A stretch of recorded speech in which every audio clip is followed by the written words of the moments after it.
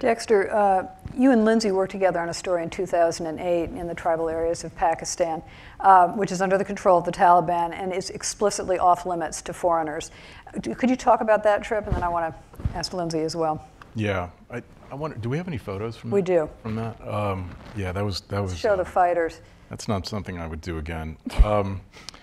Yeah, this was in the summer of 2008, and Lynsey and I drove into the area you hear people talk about a lot, called the tribal areas. The formal term is FOTA, the federally administered tribal areas, and it's this kind of almost literally ungoverned area along the Pakistan-Afghan border. And it's kind of, you know, it's where the Haqqani network is based. It's where the Afghan Taliban have a lot of bases and where the Pakistani Taliban are also. And it's kind of it exists in a kind of state of nature. There really is no government, and what you have is basically a series of most of them are kind of nominally Taliban, but they're just warlords with their little armies, and they control kind of pieces of territory. And some of them are fighting the Pakistan government, some of them are fighting the Americans. And so we went in there together.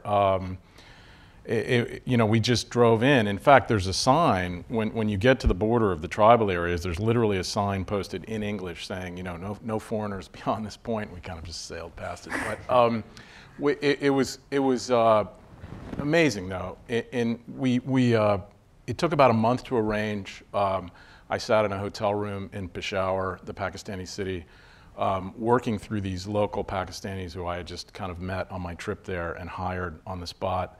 And who I trusted, or had to trust, and negotiating with these Taliban, this one particular Taliban commander named Haji Namdar, to come in and see him, basically, come in and see his little fief. And it took about a month to arrange, and I never thought it would work, and I was very, very frustrated. And then suddenly, and this often happens, you know, I got the word. They said, you know, Haji Namdar will welcome you at his abode inside FATA, you know, on Saturday at 12 o'clock or something. And so we hired about 30 guys with guns. I think they were all cousins, you know, and they were all related to my translators.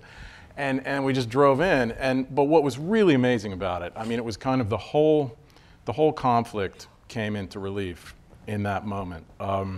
We met this guy, Haji Namdar, and who was, I mean, God, if there's a photo of Haji Namdar, please put it up. I don't think. This kind of illiterate guy, very nice. In fact, it's a funny story. My translator said to me, they said to me, we should really bring Haji Namdar a gift. You know, we should bring him something, and to show our gratitude. And I said, well, just, you know, buy something and expense it, you know. And I tell everybody that. And so they said, okay, we'll get him a really nice Quran, you know. And so we got a Quran, and we got some purple wrapping paper, and we put it in there. Anyway, and I met, when Lynsey and I walked in to see Haji Namdar, I gave him the Quran, and I said, you know, here's your gift. And he opened it up, and he said, I have a gift for you. And he gave me his gift. And I opened it up, and it was a Quran. Anyway, what was amazing... Lynsey, did you get one too? I didn't get any. Yeah. I wasn't supposed to be there. But to cut to the chase, what was remarkable about it was it was literally in the middle during a so-called Pakistani military offensive against the Taliban. In the tribal areas. And it was being played on television. I remember I'd watch the BBC, and they would show the Pakistani tanks were kind of rolling in, and the soldiers, and they were saying, you know, the really dramatic stuff. They're taking on the Taliban, they're taking the fight to them. And you know, and because of the American pressure, et cetera, et cetera. And so we got in there, and there was, you know, Haji Namdar, who apparently was, or ostensibly was supposed to be the target of this offensive, and he's just sitting in his house with his boys around him. And I said, well, Mr. Namdar, you know, how come they're not coming after you? You know, and he said, well, that's all theater, you know, that's all for show. He said, I'm fighting the jihad. I'm sending guys into Afghanistan, and as long as I do that, I'm fine. You know, I'm protected. No one's going to mess with me. No, not even the Pakistani government. And there it was, you know.